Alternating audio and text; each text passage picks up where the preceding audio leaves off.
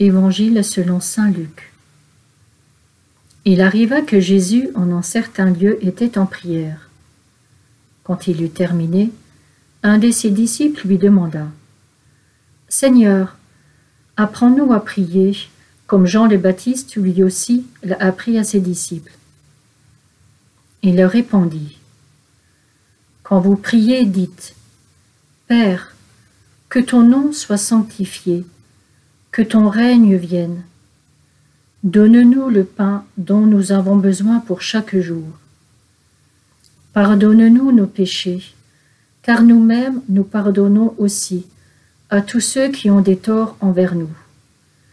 Et ne nous laisse pas entrer en tentation. » Jésus leur dit encore : « Imaginez que l'un de vous est un ami et aille le trouver au milieu de la nuit pour lui demander : « Mon ami, prête-moi 3 pains, car un de mes amis est arrivé de voyage chez moi, et je n'ai rien à lui offrir. » Et si, de l'intérieur, l'autre lui répond : « Ne viens pas m'importuner, la porte est déjà fermée, mes enfants et moi nous sommes couchés.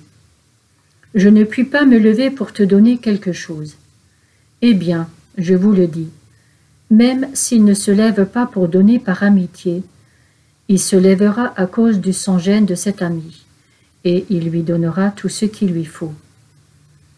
Moi je vous dis, demandez, on vous donnera. Cherchez, vous trouverez. Frappez, on vous ouvrira. En effet, quiconque demande reçoit, qui cherche trouve, à qui frappe on ouvrira. Quel père parmi vous, quand son fils lui demande un poisson, lui donnera un serpent au lieu du poisson? Ou lui donnera un scorpion quand il demande un œuf? Si donc vous, qui êtes mauvais, vous savez donner de bonnes choses à vos enfants, combien plus le Père du ciel donnera-t-il l'Esprit Saint à ceux qui le lui demandent?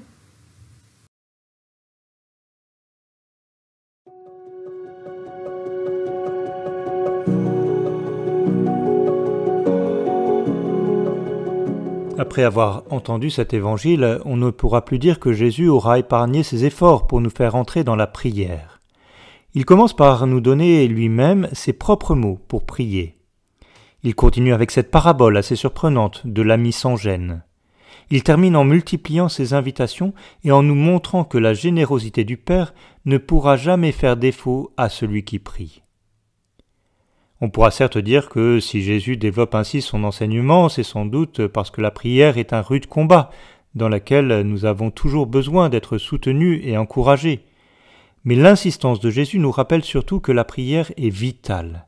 Il n'y a pas de vie chrétienne sans prière.